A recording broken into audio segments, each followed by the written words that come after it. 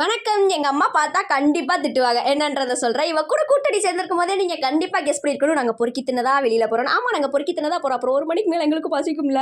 அப்போ எனக்கு பசிக்கும்ல. நீங்க நினைக்கலாம், அம்மா திட்டுறது நியாயம் தானே, காசெல்லாம் இப்படி வேஸ்ட் பண்ணலாமா, டெய்லி வெளியில போய் சாப்பிட்டு. அதெல்லாம் கிடையாது. எங்க அம்மா அவங்கள விட்டு தின்னுட்டேனே அப்படின்னு சொல்லிதான் ஃபீல் பண்ணுவாங்க. இருந்தாலும் பசியில அந்த பாசம் பாரபட்சம் எதுவுமே பார்க்காம நானும் ஹோட்டலுக்குள்ள போய் உட்காந்து ஒரு சிக்கன் ரைஸ் ஆர்டர் பண்ணோம். அடடடா என்ன டேஸ்ட் பின்னிட்டாங்க போங்க.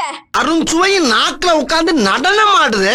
எல்லாம் சிக்கன் ரைஸோட முடிச்சுக்கலாம்ப்பான்னு சொல்லிட்டு இருக்கப்பதான் என் தோழி கூப்பிட்டு, நம்ம ஏன் இன்னும் ஒரு எம்டி பிரியாணி வாங்கினா, உனக்கு பாதி எனக்கு பாதி ஓகேவான்னு கேட்டா. பட் அந்த டீலிங் எனக்கு ரொம்ப பிடிச்சிருந்துச்சு, ஒத்துக்கிட்டேன்.